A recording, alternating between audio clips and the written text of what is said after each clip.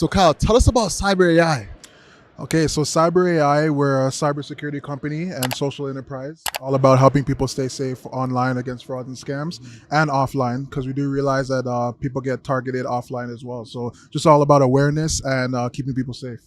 Okay, and a part of that is Scam Blocks, right? Yes. Can you tell us about that as well? What's that? So Scam Blocks Plus is a web extension and app. It's almost like ad blockers, but strictly for scams. So whether you guys are on WhatsApp, Amazon shopping, anything you're doing online, we will track you guys and make sure that everything is going according to your safety and your online etiquette. And we make sure that, we give you a trust score, we give you a breakdown. If you're anything that's approaching you that's dangerous, we cover it to make sure that you're safe. Damn. So what inspired you to get into cybersecurity? It's such a very intense industry. Yeah. You don't say I'm passionate about security, you never hear that, but I want to hear from you. What prompted you to get into this space? To be honest, and you're absolutely right. Like I have a media background. I went to school for journalism, so it wasn't something I planned, but I got into it because, first of all, and it's a crazy story. A friend of mine had lost money. We lost money in an investment. I gave him some money. I didn't do my due diligence, and I got hit the hard way. Got burnt, unfortunately. Yeah. But I turned that into a company. The real kind of driving force behind it is when I looked on like Twitter, Instagram, Facebook, but particularly on Instagram, I looked at all these big social media platforms and they weren't really doing much to protect the everyday user. So it just started off as a social awareness, just a Facebook and Instagram page, just spreading awareness. We had 14,000 followers. Back then it was called Blockers of Scams. And then I met my co-founders through a business incubator and we turned it into a business. And how long ago was this? This was the fall of 2019. 2019, yeah, eh? Yeah. Okay, and how's it been so far? It's been good. It's been a journey. I've been hearing a lot of people's stories. I never imagined I'd be in this industry. People losing their 401ks, all this sort of stuff. Life savings. I mean, it's sad, but at the same time, I'm happy to be in an industry that can make a difference. So, what has been the biggest challenge when it comes to building this business up? I would say getting people to understand, I guess, the realm of cybersecurity, because people hear that, they kind of be like, oh, you have to be techie, and I say, no, look at me, like I didn't have this background. Like it's really just about being mindful online and offline. And I guess the hardest part of that is just kind of telling the general public, giving them an idea of what cybersecurity is and making it simple. Again, people think you have to be techie and go to school for this and that, and the challenge is for them to understand that no, it doesn't have to be that way.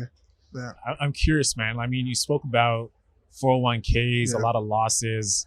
What's a story you could share that really touched you about someone who came and said, you know what, I have this and this taken away from me and I really need your product because I don't want this to ever happen to me again?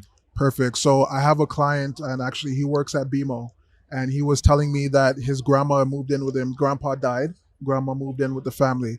And she's typically not very much shopping online or doing anything like that. But for Christmas, and I believe this was throughout the pandemic, no one's really going into the malls. So, of course, Amazon was a big thing. And she got hacked through her credit card. And he came to me and he's like, you know what?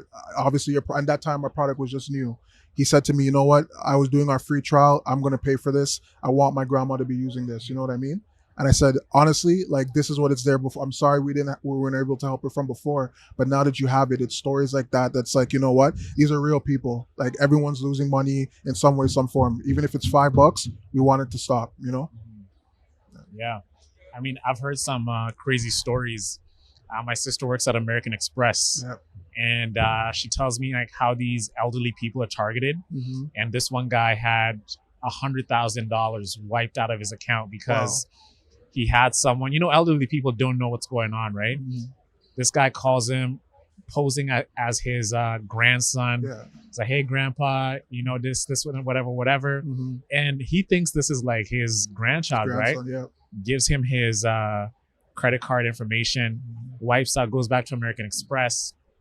He's like, hey, all these transactions, this was not me. I thought this was my grandson, but they couldn't do anything about it. Does your company prevent stuff from, with AI coming? Yes. You can pose as someone's voice. You can say, hey, I am company A, B, C, and D. We're official, and you can sound like an actual agent from a particular company. Yes. Do you stop things like that, because that's emerging and people are vulnerable for things like that now? Exactly. Yeah. So we wouldn't necessarily, because it's hard to get into like phone calls, so we don't necessarily stop the calls. Yeah. What we do is we offer an educational piece on what to do when you receive those calls. And this is where our new book, our Cyber Ollie's book of frauds and scams, we have this out to accompany our online product. Is to be like, look, a lot of these scams that people fall for, unfortunately, when you sit back and realize a lot of them are common sense. Some of them can be tricky, but it's really the educational piece to make you realize, like, look, don't feel pressured or rush into doing anything for financial, sending any information. Sit back, think about it. Even if you have to hang up on the person, if it's legit and it's something that really needs to, they'll get to you and other means. But we really just want to push the educational part of it. And this is where not necessarily Scambox Plus, but this is where our speaking engagements and our book is going to really fight and combat that. Yeah. Amazing. Man, crazy stories out here. Yeah, a lot. There's a lot of scams happening. Yeah. I almost got scammed out of my Instagram account. I think I told you about that. The Facebook? What happened? Man. Yeah. Somebody was posing as a friend and tried to get me to give them the two-factor authentication. And I almost went for it. Actually, no, I did go for it, but I got it back after countless emails to Facebook. Luckily, I have a Facebook rep, so they gave me the right instructions to get back to it. So it was tricky, but there's a lot. And I'm experienced with Facebook and Instagram. So to almost lose my account, I was like, damn, if I can fall for it, anybody can fall for it. Exactly. Yeah, man. And that's what I was going to say. Even my sisters, they one of them got scammed with a job. Right? Like, hey, apply for this job. We're going to pay you. We're going to do this. And it's so easy to fool people these days. Right? Everybody, you think it can never happen to you until it actually happens to you. Exactly. And I think that's where people think they are way above it. Even me, when I was hearing my sister's story, like my sister is a UFT honor roll scholar type of woman, young woman. And we're sitting in the backyard during family hangouts around the fire. He's like, I'm like, hey, what happened to that job at ABC company? He's like, bro, that thing was a scam. I'm like, are you kidding me? It's like, I was like, how did you not see that? And I was laughing because I was like, but she was hurt by me laughing because it's like, no, bro, they did it so well that you'd have thought it was legit. So one of the things that's scaring me moving forward is that you do not know who is who. As a company can pose as like legit, but they're like crooks behind castles these days. You know what I'm saying? Exactly. And it happens to the best of us, as you said. You guys know Barbara Coran from Shark Tank? Yes. You heard her story, right? What happened? One of her accountants, it was a phishing email, and she lost, a little over $400,000. She does real estate all over, obviously, right? And this was a company in Germany, posing as the company in Germany. And she lost over $400K because the person sent the email transfer. So again, even when I think of your sister, it's like nobody should feel bad if they fall for it.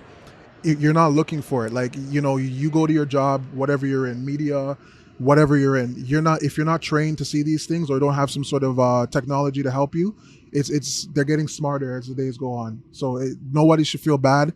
Nobody should feel shy. Share your story so that people like me can help. You know what I mean? 100%, 100%. So what do you see next for Scamblocks? Scamblocks, honestly, want to go to more conventions like this at Collision and, things that we're doing around Canada and the United States. Really, we're just trying to scale, get the word out, and get our product to a broader base of people who really need it. Most definitely. So Kyle, let's talk about the business. How much revenue have you done so far?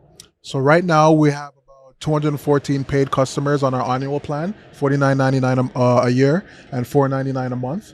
So we've been just scaling ever since. We're trying to, again, Collision conferences like this to build and grow to kind of build the scale. We're a subscription-based model, and then also we have our book on Amazon and Audible that's coming out soon. Nice. So you have about 3 revenue streams that's happening with Scamblocks. Scamblocks. Now with Cyber AI, how's the business there? How is that business ran? So in the next coming, I want to say mid of 2024, we're looking to introduce our new product called Cyber AI Pro, which is going to be targeting specifically banks and financial institutions, targeting AML and PAM and SIEM, which, long story short, it's privileged access management for people working in these financial institutions so that they don't corrupt from within. So that's the next product that we're working on, and we're really excited about it. Yeah. So walk us through like the growth strategy since 2019, right? Of course, you have the annual plan and you have the subscription model. Yes. What are some of the roadblocks you've had in terms of like acquiring new customers?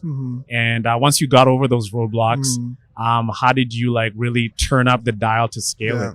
So I would say, good question. One roadblock that comes into mind in particular is comparing us to other companies like McAfee or Norton VPN. A lot of people mistake antivirus with what we're doing. We try to tell people that we're specifically frauds and scams. We're not dealing with antivirus. We'll partner with antivirus companies, but that is not our forte. And once we've got over that whole hurdle of just educating people, letting them know that, look, we're here to just defend you from frauds and scams, it's kind of been up there. It's been like educating people, letting them know what we're doing. And it's been a more of an interest that way, because we find more people have been facing frauds and scams than they do viruses in their everyday life. So this is what we're targeting. And your target demographic, how would you describe that? I mean, it's an open product. It's open, but I would say we initially started targeting people on social media. So I guess the youth would be like on Instagram, and seniors. Seniors, again, need the educational piece. And then our generation would need more so online. So between seniors and I would say demographic, maybe 18 to 35. Yeah, man. I was saying like with the older demographic, like that education piece is like, could be like an uphill thing to climb, right? So what's like the education process like, and bringing them in and be like, okay, this is scamming, this can happen to you, buy a product. So for that, we've been using resources around us to kind of help build this awareness that seniors are already involved with. So for example, we partnered with the Toronto Public Library and we've done some speaking engagements.